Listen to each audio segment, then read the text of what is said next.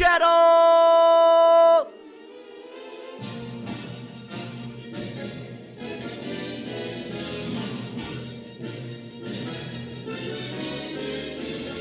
It's a Star Wars podcast, baby. My name is Darth David. Some know me as Eastside Dave McDonald. Talent extraordinaire is what they say. No one says that. Oh, as you can see, I'm shot out of a cannon today because it's Andor Season 2 time.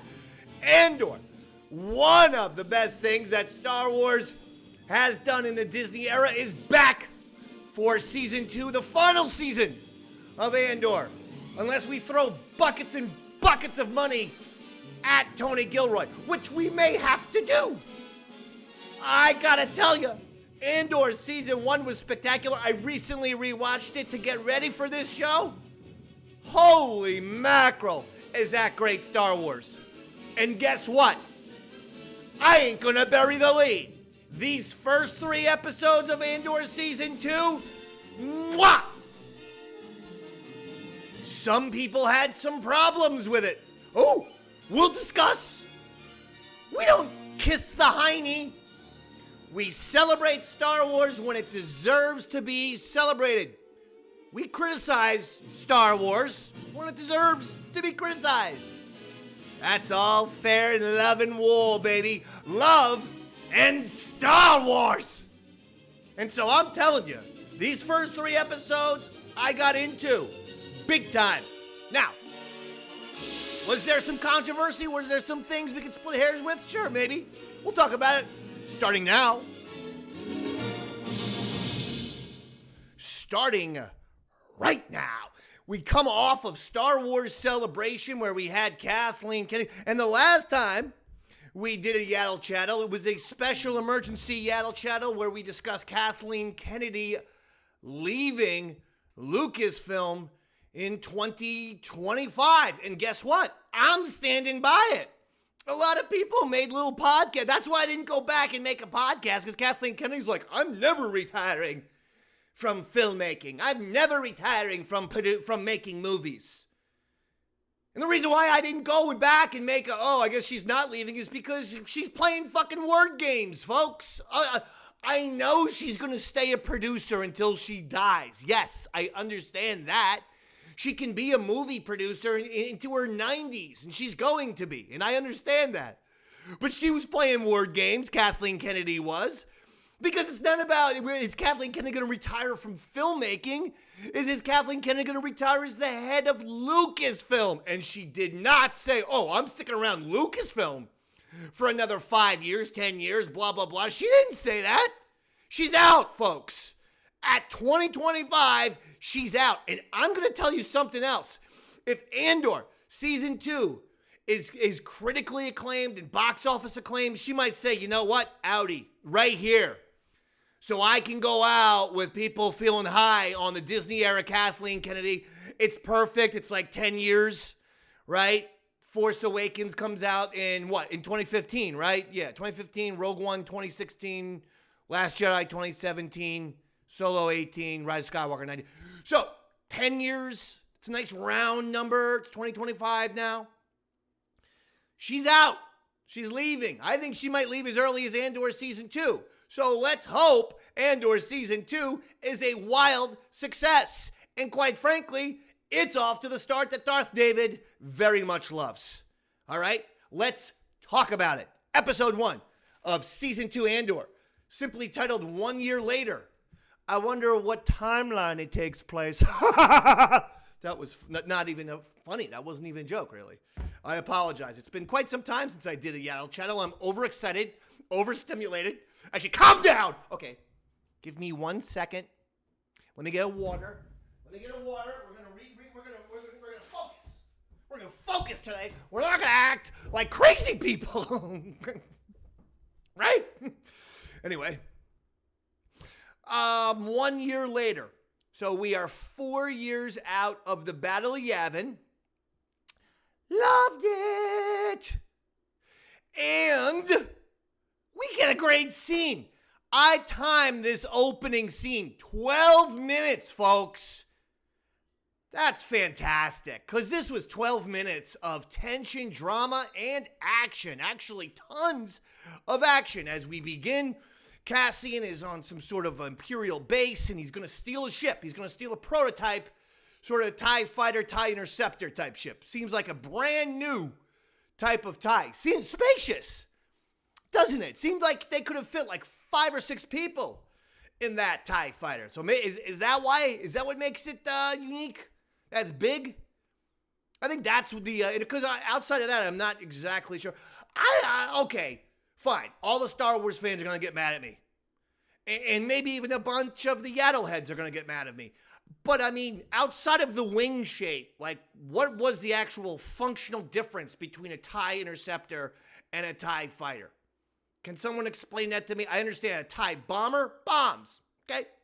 TIE fighter, shoots. TIE interceptor, what the hell? What are we doing? Is that like the Deion Sanders of spaceships? Interceptor, get it? Interceptions? NFL? Interceptions? Too much craziness from Darth David. Hey, I'll get focused. I am focused. I'm just excited. I apologize for the enthusiasm. Next point is this. How great was that scene? Cassian Andor is trying to convince this lady. She's scared to death. She's going, I'm not going to make it out of here alive. Can you, like, let me know if all of this was worth it? Because I think I'm dead. He's like, it's fine. It's fine. It's going to be fine. Do you know, lady, how many life and death situations good old Casa has been in? Huh, lady? Come on. Now turn that frown upside down.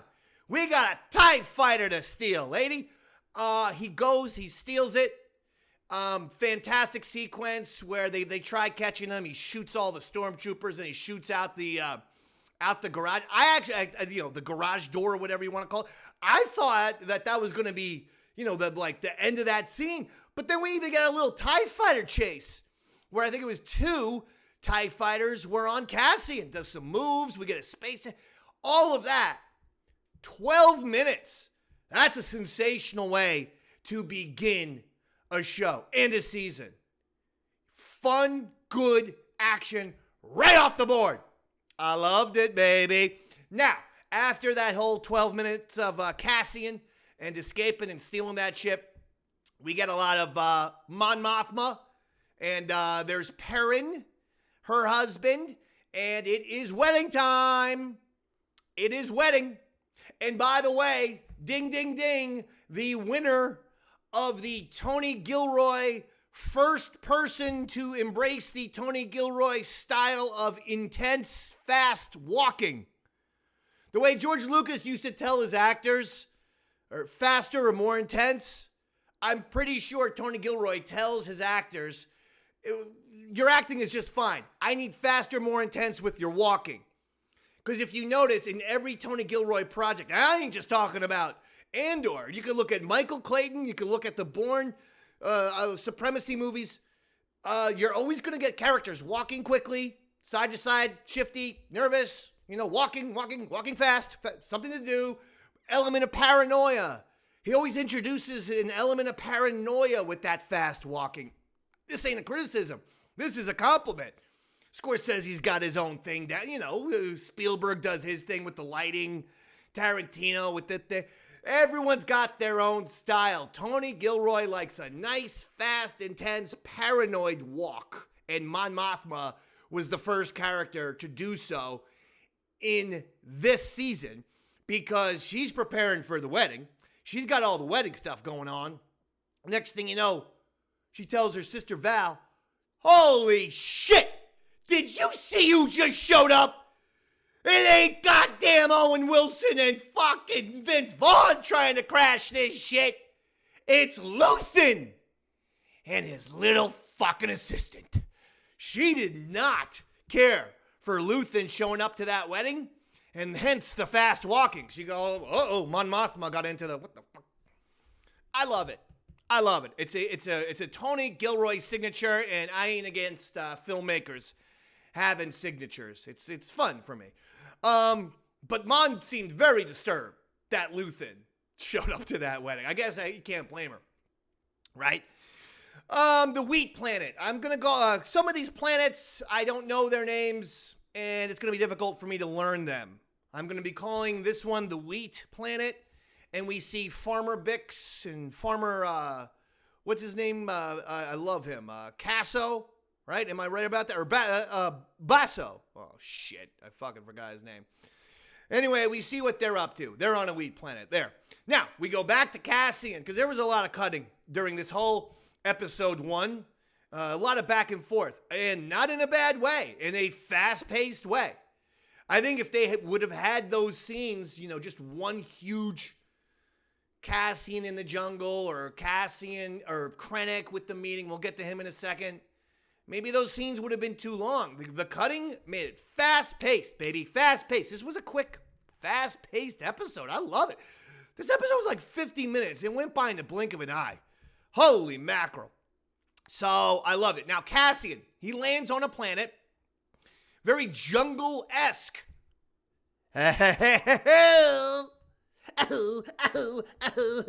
What other planets are jungle-esque? There's a bunch now. We've got a bunch. Between Rogue One,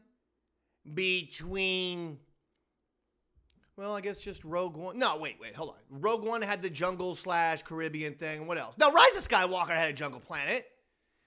And did Force Awakens, sort of more of a woodsy type of deal. And there was some other shit. Anyway, did anyone else get Lost vibes when Cassian landed on that thing? Didn't know where he was supposed to rendezvous with another rebel. And couldn't find the person. So he gets out of the TIE fighter. He walks around. Very Lost-esque, in my opinion. With like sort of, voices from the bushes and things like that. These two guys, the battling Bickersons, these two gentlemen, I found comical. And I thought it worked.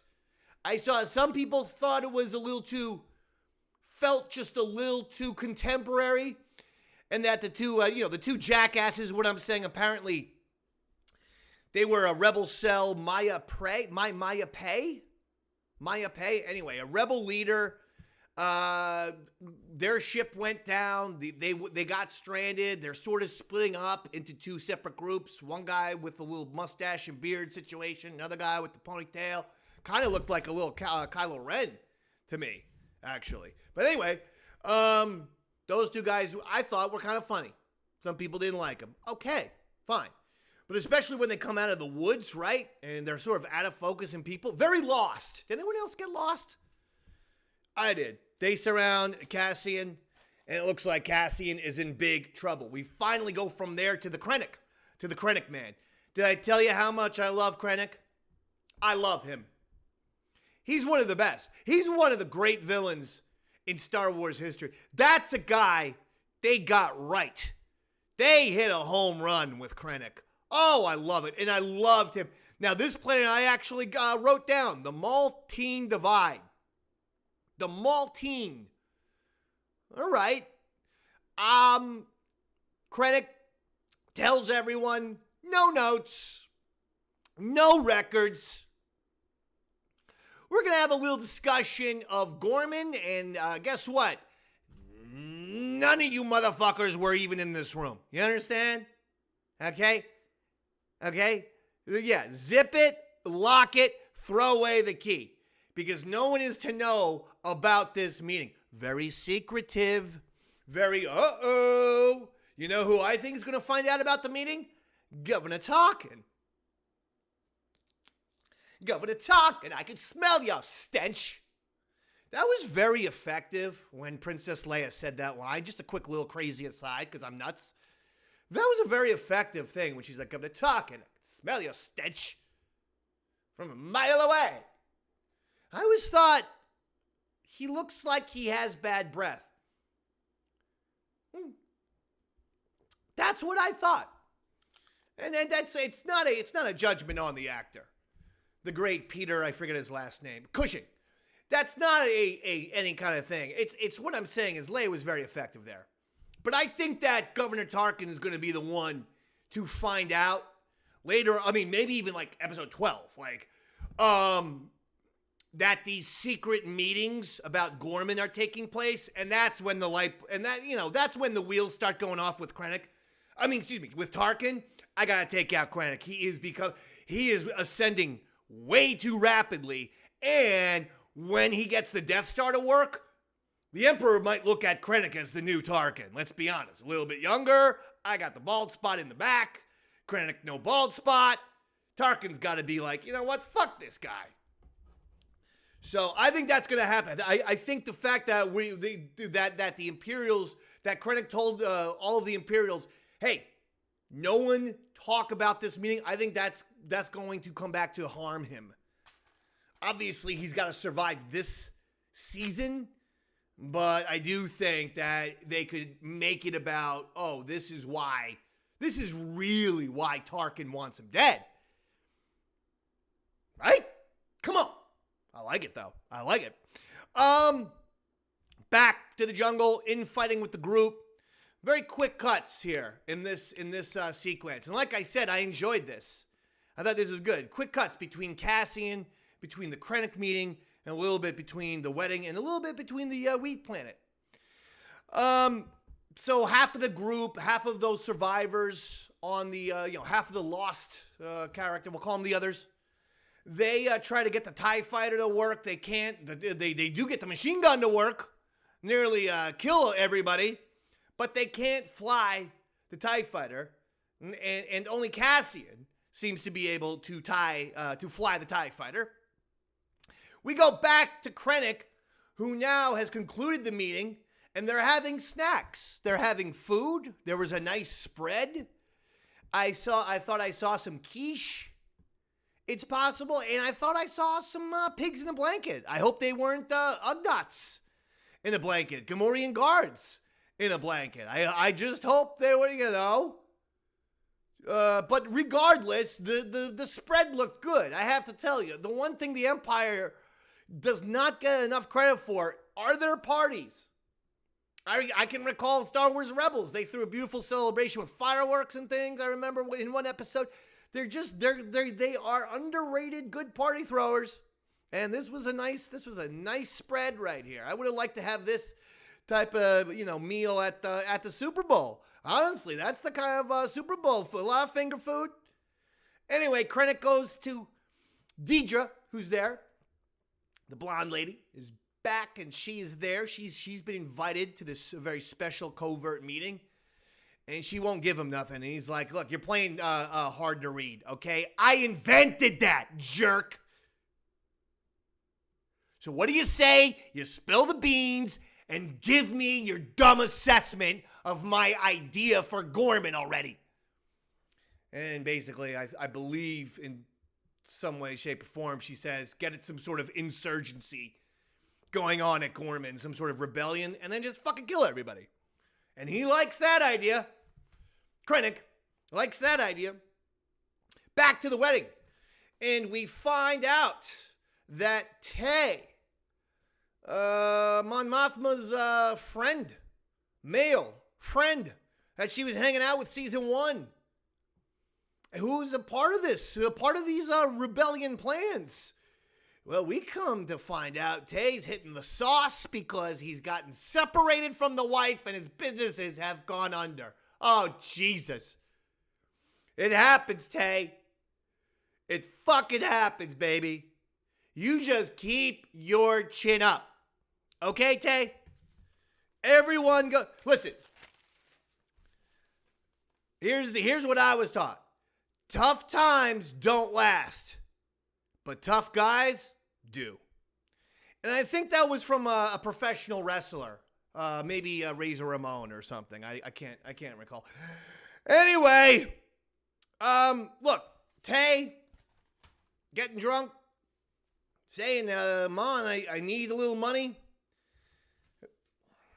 I don't know. Just as long as he doesn't get into a car with Kinta, he'll be fine. No, I think that's... Anyway, so...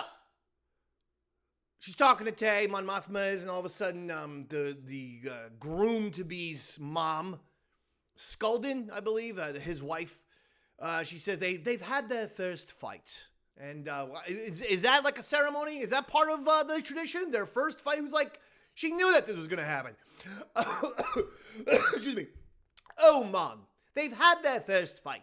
And Mon Mothma's like, oh, shit. She goes to her daughter and basically tells her, I'm sorry. I'm sorry for putting you in this position that I'm making you marry basically a gangster's son in an arranged marriage. And your groom happens to be the son of a gangster who no one trusts. Yeah, I'm sorry. I bet I've done this to you. She doesn't explicitly say that, but you can tell that's what she's saying. And then finally, as the groups fight back to the jungle planet, back to Cassian, the groups start fighting with each other. There's some shots. There's apparently some people getting killed. That one woman looked like she's dead. Right? That was a quick thing. She's like, you stink, at one of the guys. And he just shoots her? Jesus. They start fighting. Cassian tries to escape, and the last thing we see is a laser blast at the camera, which I thought was very cool. That's the first episode. And folks, I got no complaints. I'm going right into episode 2. We start right up with, they're in the jungle. Cassian tried to escape, clearly didn't make it. They put him in one of the ships. There's the 2 ships. There's a TIE fighter and there's the other ship that's completely broken. They tied him to the ship, say, stay here. And they're searching for, was the name of the lady Aretha? Aretha, I believe, is the name of the lady. Or Aretha. And I think that's who they were talking about. They go, what did you do with her body? And they're like, huh? What are you talking about? And we'll get to that later. But I think at that point, didn't we all think like there's some sort of, and this is also what reminded me of Lost. It's like it had a little smoke monster type of feel. It just turned out to be some kind of rhinoceros that lives in the woods. But it felt a little smoke monster-ish for a second. I enjoyed that all of the kind of the jungle shit because they had almost a horror movie feel to it that I really liked. We go back, and Dedra and Major Partakas, the old guy with the longish hair, who is a fantastic Imperial officer. I love that dude. She's mad. She's like, I'm not into this Gorman project. He's like, Gorman is a gift. Enjoy this project. Foreshadowing there. Remember at that meeting, they said they plan to do so much mining that the fucking planet's going to collapse and then explode. What if there's a little bit of, Gorman is a gift. Enjoy it. And foreshadowing of Dedra kind of becoming the governor, like Governor Tarkin, becoming the governor of Gorman right before it blows up. I could see that happening. Because she ain't making it, right? She can't be making it to Rogue One. Right? We'd see her, but she ain't making it. I think we're going to be seeing a lot of dead people, ladies and gentlemen. I mean, outside of Cassian and Mon Mothma and Saw Gerrera. Does anyone survive? And Krennic. Does anyone live? I don't think so. I don't. I mean, that's not a rhetorical question. But I mean, since this is a podcast, I can't really hear your answers. I am actually asking you, the Yaddlehead member, what you think about this. But now that I mean, there's no way for me to hear you. So if you're watching this on YouTube or something, and you're talking to your computer screen, I know, see, I'm listening, but I realize I can't actually hear you, so it's pointless. There's no reason to be asking questions. That's my mistake. That's Darth David. Nevertheless, we go back to the wedding, and Tay. We meet, it's breakfast, it's Saturday breakfast time, a little breakfast time. I've been to weddings like this where you go away for the whole weekend and you got like stuff planned for the whole entire weekend. It's nice. It's nice. I don't always need to like be at everything, and it's like, oh, make sure you get up at 10:30 a.m. for the wedding. For the breakfast. Like why don't we sleep in? I gotta go to the breakfast during the what seems to be some sort of breakfast celebration thing. Perrin informs his wife Mon Mothma, your boy Tay, your high school sweetheart. Yeah, I know about you two. You know what happened to him last night, Money? Huh? Tipsy too, drunkaroo. Your boy Tay was hammering back shots. Holy mackerel. Getting wasted. Hey, it happens. It happens. Don't think that, listen, the galaxies can be a very stressful place at times. It's good to just unwind. Go to the cantina. Go into the little booth. Kick up the heels. Have a few goddamn glasses of whatever the hell Han and Chewie were drinking there. Let's come on. That was a great place to drink. That was the cheers of Tatooine, if not the galaxy. The people were looking like they were having a blast over there. I would have loved to have gone there. Other bars were, what else? The place in Attack of the Clones. That was a bar. Maz Kanata in The Force Awakens. That was a bar. That looked like a nice place for like summertime. Where, it just looked like a nice breezy, like outdoor drinking. Where it's just a nice breezy type of place. I like that place too. I thought that was a nice place. So again, no one's judging Tay except Perrin, because he knows that Mon Mothma, his wife, and Tay used to be hot and heavy back in the day. And he's like, your boyfriend was embarrassing. He embarrassed himself. He always was weak. Ooh, yeah, that's a shot. There's some jealousy there. Jealousy. Night and day you torture me. That's a little known song from the Man of La Mancha. Now, we go back to the jungle and the groups are split into two. Cassian's group is in the ship that doesn't work. The other group that has the TIE fighter, they're trying to eat melons. We go from there to Syril. Syril. Everyone does that, right? Syril ate too much cereal last year, and now Syril is. But Syril is back, and he's a supervisor at that company that he worked for last year. He's the man now. He's the big cheese. He was like, just last year I was sitting right over there, like a little fucking asshole, just like you, just like a newbie moron. And now a year later, look at me. I'm running this place. I love it. Syril is fantastic. What a character. Here's where we run into some shit now, finally, with the Wheat Planet. Brasso, Bix, everybody. They're all on the Wheat Planet, just keeping their heads down. And here come some Imperials, and apparently they're going to take a census. Now, Bix and Brasso, they got the goddamn census to worry about. Ridiculous. So they're in a ship, some of the Imperials go with it, and this is the first time we meet the Mike Myers of the galaxy. We meet the evil Austin Powers. This would be like if Austin Powers and Dr. Evil somehow had a child, this British officer who is creepily eyeing up Bix. This guy was like a spitting image. This guy looked exactly like fucking Mike Myers to me. Is it just me? I'm sure it was everyone, right? We're all saying that he was very Mike Myers. And even the way he talked, very much like, I thought he was, when he's like, oh, it's a very simple life. And she's like, Yes. I thought he was going to give her a, yeah, baby, you know. And then he invites her to dinner. And she says, no, my husband won't like that. You know what I thought? You know, and she could be playing a little Cassian angle because she said he's off planet for a few days. So she could be faking it. Or what if it's real?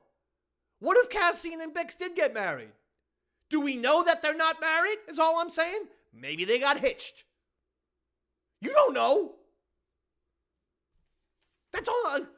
Was she bluffing? She probably was bluffing that Cassian is her husband. I'm throwing it out there. I'm giving a Yaddle Chattle conspiracy theory right now, and I've already given you 2 or 3.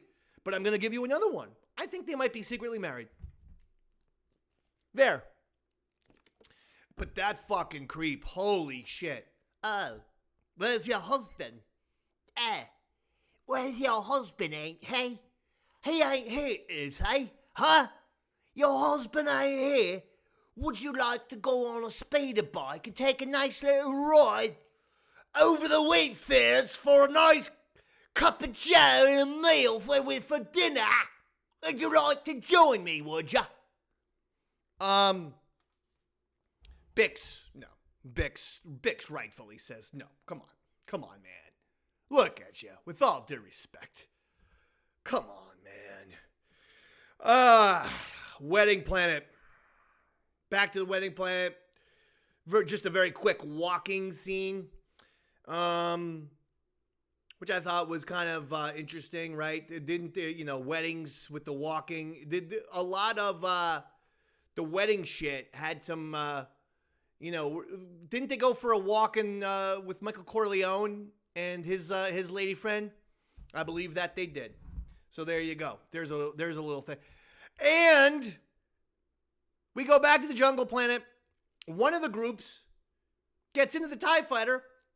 Well, they try to move with ropes the TIE fighter and aim it at the other group so that they're going to shoot and kill them. What kind of rebels are these? These rebels are the most infighting fucking... What the shit? Because as everyone rightfully points out, if you blow them up, including Cassian, you've lost your pilot, the only person who can fly the ship. So the plan makes no sense, by the way. Sort of reminded me of Guardians of the Galaxy, where they have Quill and like Rocket's like, hey, if you don't give us back Quill, we're gonna shoot you. And Quill's like, what kind of sense did that make? What kind of sense did it make to threaten to blow them up when we were in the ship? Anyway, reminded me of that. So that's the deal there. We go back to see Syril and Dedra, and they are a couple. Holy mackerel. How fantastic. We finally get romance in Star Wars. I mean, Star Wars in the Disney era, it's great. And it's... These two are both funny. They're just hysterical together. I have to be honest. I chuckled pretty much every time I saw them both on screen. They're talking about canceling something. I had no idea what they were talking about until we find out later, and that's just hysterical how much anxiety is even in the room for Syril and Dedra as they're, okay, fine, we're going to talk about it in moments anyway. They're talking about the mom, Cyril's overbearing mom, who is someone straight out of Welcome Back, Kotter. Like, it should be, I don't know if she's Epstein's mother or Travolta's mom or somebody. But I mean, my God, what a old school New York type of character there. But she's fantastic. So we go from that back to Mon and back to the wedding. And now we're seeing Luthen go, hey, man, I've been here for a couple days. I'm watching Tay basically tail you around this whole fucking thing. We're not supposed to be, discussing too much of this shit and working, do I got something to be worried about here? And Mon, holy shit, Mon. No poker face. And that surprises me because Mon is usually great with the poker face, great with the bluffing. but she gives out the wrong information. She lets the wrong shit slip out to the wrong guy. Because she's like, when Luthen's like, what's the deal with you and Tay? She's like, oh, no, he's fine. He's just, well, he's lost all his money and his wife left him. And now he's an unpredictable, drunk, crazy person who could do anything at any time. But everything's just fine. We'll come up with a number for him. And Luthen rightfully is like, what? He's gone bankrupt. His wife has left him. He's buddying up with Skolden. And you think any of this is okay? He's like, he looks at Mon Mothma like, lady, you know what needs to be done, don't you? Jeez. Perrin gives a beautiful speech about joy and how much joy. He says, don't get bogged down by sadness or anxiety. I mean, the galaxy presents you with another problem every single day without you even trying, without you even looking for it. So he says, you gotta it's Carpe Diem time. Perrin does his best Robin Williams, Dead Poets Society, where he might as well have said, like, seize the day, boys. Seize the day. It does, and this is where he does the little Latin phrase, right? What's the name of this episode? Carpe Diem? Or some shit? No. Sagroma Tima, which I believe means to good health. Does anyone... Okay, another prediction. I'm giving you a lot of predictions today, people, and I believe they're all going to be right. And if not, on the fourth Yaddle Chattle, which will be episodes 10, 11, and 12, if I'm wrong of any of these predictions, I will light myself on fire like Anakin Skywalker for you, the viewer. Okay? And that is not a promise. That's just a crazy man speaking lies. But still, that would be... I'd get some fucking views for that shit on YouTube, wouldn't I? Anywho. Perrin gives... So here's my prediction with Perrin. He gives a speech about joy. He's gonna fucking bite it. Either... He's gonna go back to gambling. Remember, he's like a former recovered gambling addict. And he's going to find some sort of horse race, some poker, baccarat, whatever. What do they call it? Burt Bacharach, the fucking Star Wars game. He's going to find something to gamble on, and then some shit's going to go down, and that's when Perrin will bye-bye. Or Perrin's like fucking, he goes in some kind of crazy gambling thing where he's just going to gamble. He literally leaves Mon Mothma. So, and whether she's on her home planet or Coruscant, he ain't going there. You know where Perrin will go? Gorman. Because Gorman looks like a place where you could probably gamble. Right? A lot of rich people, a lot of upscale shit. There's a Foxwoods in Connecticut type of vibe to Gorman. He could go to Gorman to get back on the gambling train, and then the planet... See? So that's a prediction. Perrin was all about, do the joy. He's going to die for his joy, and his joy is gambling. Back to the Lost Jungle where the two groups decide, hey, you know what? Fuck this standoff shit. This ain't no Tarantino movie. Let's figure this out. They have a challenge, and the challenge literally is rock, paper, scissors, which is quite odd in Star Wars. I thought it was strange, but at the same time, these guys were comedic. This was I watched that Star Wars Celebration, as I said, and I watched primarily for Tony Gilroy. I tuned into the Favreau and Filoni shit, but it was mainly Andor Season 2 and mainly Tony Gilroy. And Tony Gilroy said, this season will be as intense as ever. There's going to be moments where it's going to get dark. We saw that in episode 3 where it's going to get very intense, where it's going to be, a little bit adult. But he also said there are more opportunities for humor in this season. And I thought that this entire jungle, like these groups, they were comedic relief. So the fact that they're going to do a challenge and then they're going to do rock, paper, scissors, it kind of fits. Could it have been cooler if we saw some sort of duel? Like actually like cowboy, blazer duel and shit like that? That could have been cool, but, at the same time, would that have fit? I mean, they were going for comedy with this shit. So I didn't care. But because they're playing rock, paper, scissors, they're distracted. Cassian's able to get the gun, untie himself, pointing at the guy, tie up the one guy who was watching him on that ship, and basically make a beeline for the TIE fighter. And as he's doing that, the goddamn rhinoceros comes in and starts eating people. Right? The beast. Boom, boom, boom. Perfect. Because that distracts those groups. Cassian gets into the TIE fighter, just spiked the guy coming out. It was all tied up. He said he's getting away. He does get away. They try shooting the TIE fighter. Their little stupid blasters are going to do nothing for that thing. Because that's obviously some sort of super upgraded goddamn TIE fighter. So your little dopey blasters are going to do shit to that thing. And he gets out of there, and Cassian escapes. And boom! It's the end of episode 2. So far, so good to me. So let's go to episode 3 right now, Harvest.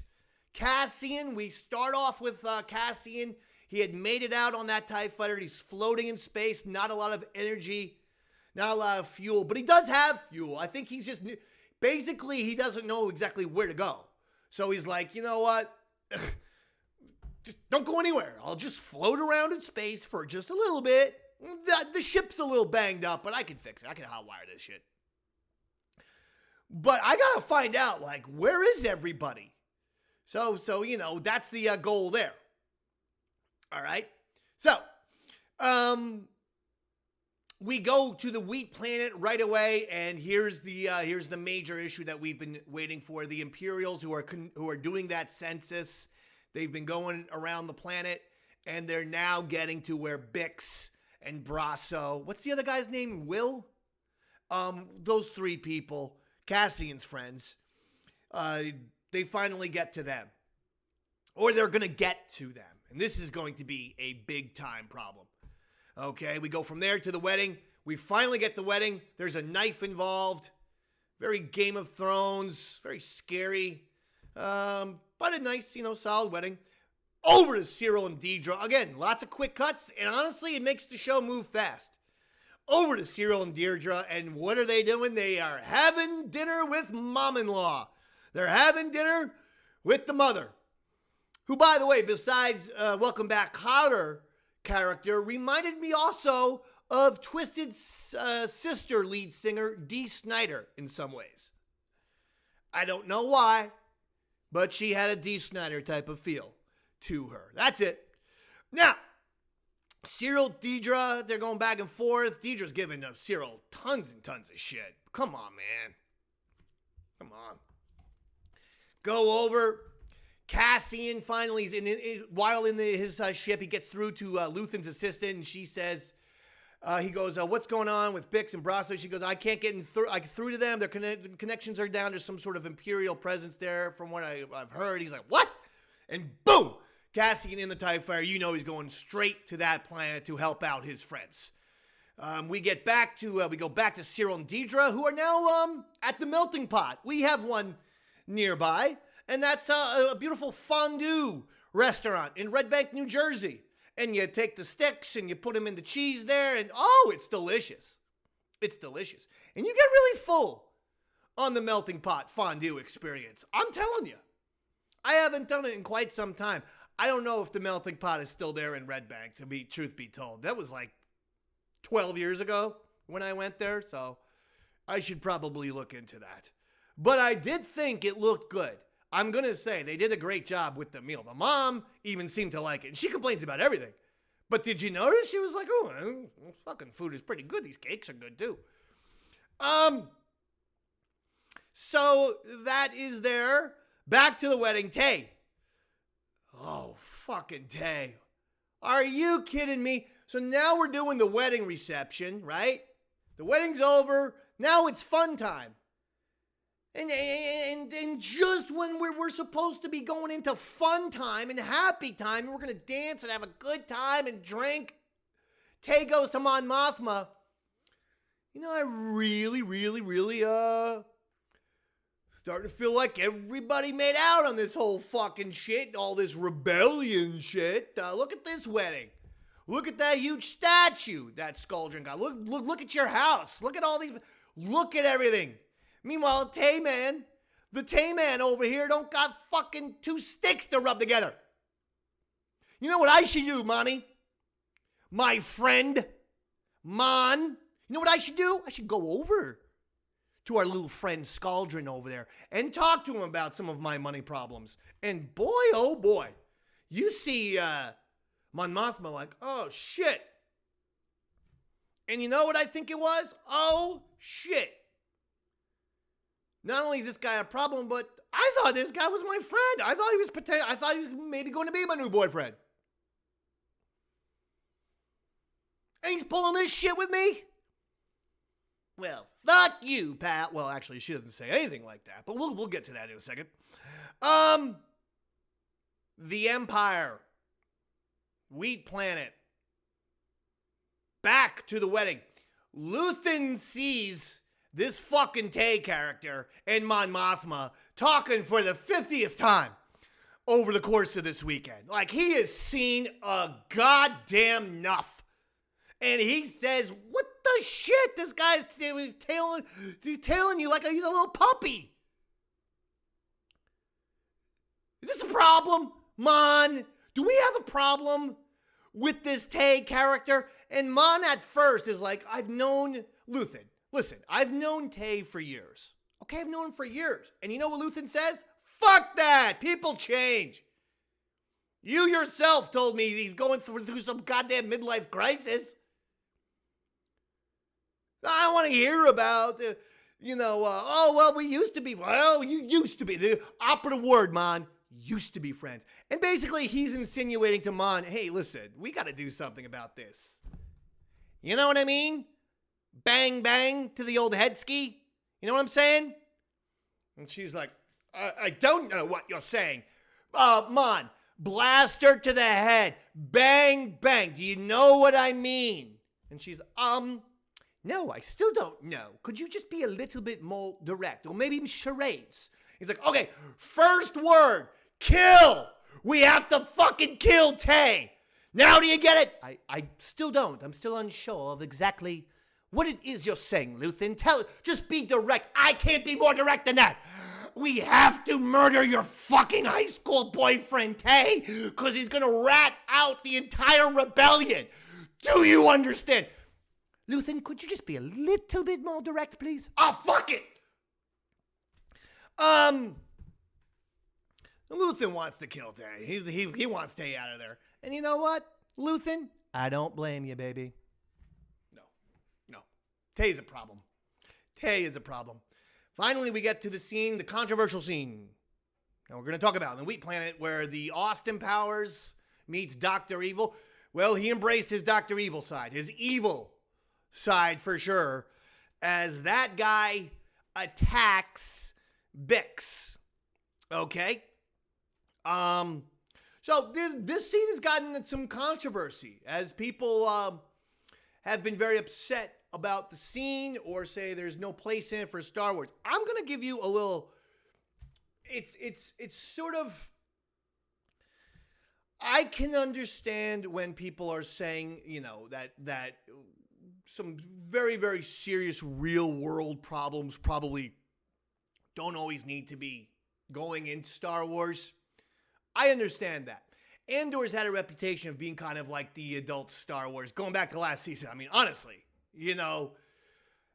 here's my suggestion, okay? Because I'm listening to both sides on this. This one, I can honestly see. The person who just likes to watch movies sees this as, it's a decent storytelling device. It was a very intense scene, and it was a decent storytelling device just to show you how abhorrent and evil and disgusting, the Empire is, and the Empire Imperials and their soldiers and all the yes men and the people who do the Empire's work are evil, horrible people. So, it's another reminder, and I think that's okay. You can't get enough reminders, because every once in a while people will go into the Empire's cool because of Vader and maybe even Palpatine or a Maul. And so you got to be like, no, whoa. Empire, evil, awful, bad, wrong, immoral. So I can understand both sides. I am sympathetic and empathetic. If you like the scene, I can understand that. If you dislike the scene, you thought it was too, you didn't like, you thought it wasn't appropriate for Star Wars, I can understand that. My compromise would be we don't change anything in the scene, actually. There was no nudity, and quite frankly, I was very happy to see Bix smash that little fucking disgusting creep's face in with a wrench. I was happy about that. I think the change that we could have made is a very small one, but actually a rather large one. It's one word.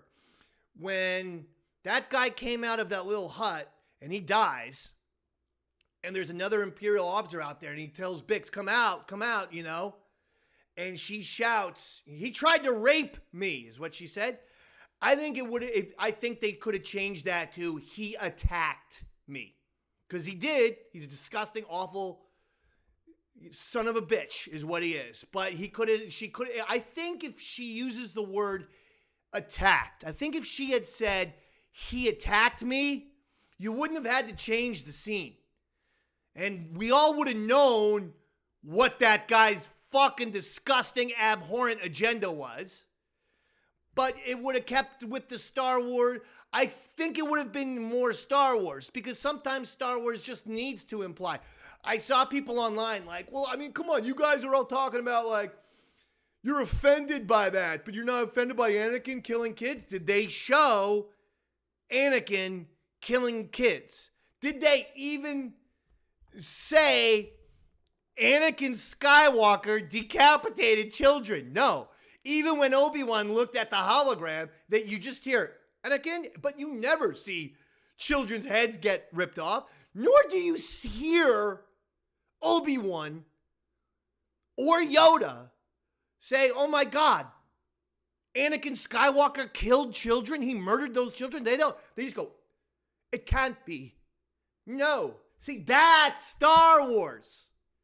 So even though she was accurate, that's what he was trying to do, I do think that word is a little strong for Star Wars.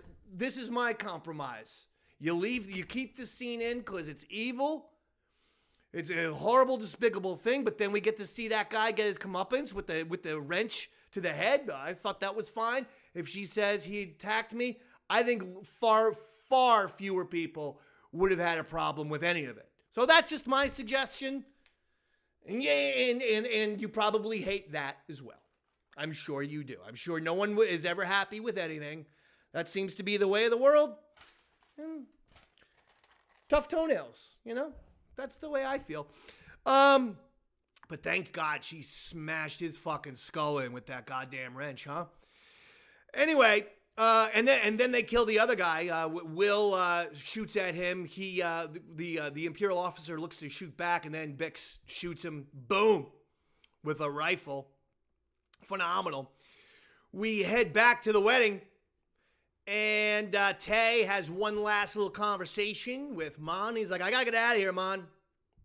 But before I go, let me remind you. Yeah, I know we're gonna meet in Coruscant next week, but man, you know what I'm thinking? I also might hang out with Skoldrin, too, for a few days, Maybe go to the barcade, play, have a little few pints, play a little Pac-Man, and have a little conversation about some things, Mon. Jesus, Tay. Playing with fire, Tay. So the one thing I said is, well, listen, Tay, you're probably going to be okay as long as you don't get into a car with Kinta. And oh, shit, he gets into a car with Kinta. Or Cinta. However you pronounce her name. That was Val's lady friend from the first season. Known assassin, Tay's dead. Bye-bye. And here's the thing that I was thinking about. You know, we're going to flash forward now to 3 years out. The next time, you know, on Tuesday, when we get episode 4. She's not going to follow him for a year, right? So that means they're going to kill Tay but not show it? Or flashbacks? We got flashbacks in season 1 in the first couple episodes. I wasn't thinking we were going to get flashbacks on this season. But it does seem odd to me that they wouldn't show Tay getting killed. But she's getting in the car with him. He's fucking dead. Kinta's a known assassin. She's pretending to be his driver as Mon Mothma looks at this whole shit. I think with a great idea of, oh, he's dead. He is so dead. Oh, my friend is dead. What happened? What happened to my friend? Because I kind of want to see Tay, you know, see what happened. I want to see how he dies. He's a pretty important character. Nevertheless, then we go back. Cassian gets to the wheat plant just in time. You got Will and you got Bix having shelter in that little shed there. Brasa, he speeds away because the TIE fighter picks apart this whole ship of Imperials. It turns around and then goes for the rest of them. And once it does that, there's a distraction. Brasa gets on a speeder bike. I thought Brasa was going to make it, man. That was depressing. Cassian kills all the Imperials, but then he sees a speeder bike that looks like it's crashed. He goes over, and they got him. And there was that one stormtrooper. When all the stormtroopers were shooting at Brasso, they focused and went slow-mo on one guy. So that was the guy who killed him. He's dead. And then we go back. The wedding is over. Val, Mon Mothma, everyone shakes hands, everyone hugs. Tay's a goner. I think it was a pretty good wedding, quite frankly. Outside of Tay getting sloppy, let's be honest, on Friday night. I mean, you know, the speeches were good. You didn't have a wedding singer type moment with Steve Buscemi getting up there and embarrassing the young bride and groom. I thought it was a rather successful wedding. I really do. So, Mon Mothma, you should be very, very proud of yourself. You should also be, but now I say in a sarcastic way, and you should be proud of yourself that you're about to get your friend Tay whacked. And there it is. Episodes 1, 2, and 3 of Andor. I thought a big success. And Andor Season 1 was a show for me that got stronger and stronger and stronger. Until the show just got into like, this is fucking incredible. Like, this is just an amazing show. By the time we were at like episodes, 8, 9, and 10, we're like, this is incredible. This is fantastic. So I'm really excited because I almost feel like the first 3 episodes you would imagine would be the 3 slowest. And I was very satisfied with the action, with the pacing, with everything. I watched them all on Tuesday night. I'm in Jersey, so I had to wait till 9 p.m. Eastern Standard. But I did. I waited. And I enjoyed the absolute shite out of all 3 episodes. And now I'm looking forward to episodes 4, 5, and 6 next week. And we will cover it on the old Yaddle Chattle. Usually we drop these things on Friday. Sometimes it's a Saturday. Sometimes it's a Thursday. But usually it's Friday. The point being, make sure you're subscribed. Hey, these are on your iTunes and your Spotify and your Amazon Music. If you don't want to see my stupid fucking head anymore, I don't blame you. I ain't Tay. Running my goddamn mouth. Trying to fucking make people uncomfortable. No, I ain't Tay. I don't blame you. If you want the audio-only podcast, iTunes, Spotify, Amazon Music, so on and so forth. And that'll do it, Yaddleheads. I'm enjoying myself. I think the show is off to a very good start.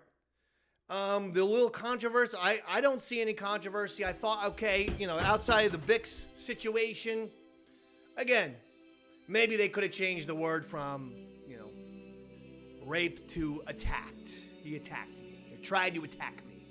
But, again, It's not going to sink my enjoyment of this show. This is a fantastic show. This Tony Gilroy is something else. The dialogue is there. The characters are there. The visuals are there.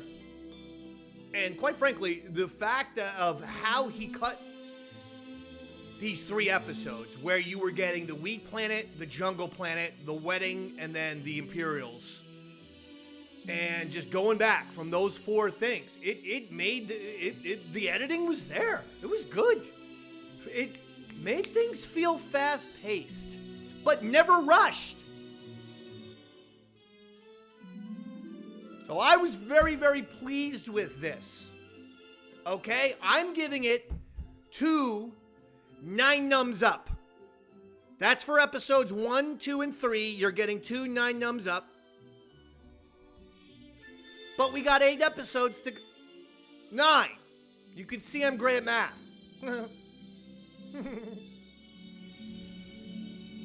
There you go. Yaddleheads, we're back. We're back, baby. We're back, Daddy. And we're going to be giving it... And listen, if the show stays great, I'm going to celebrate it. If the show turns, we criticize. I prefer to celebrate over criticize. This show couldn't be further away in terms of quality on every level than shows like The Acolyte, for instance. And I'm not trying to just shit on The Acolyte for shit's sake. When you see a show like Andor, the quality is so substantial. You go, this is professional filmmaking. This is what this shit is. And I think it's the same thing with Mando, at least seasons 1 and 2.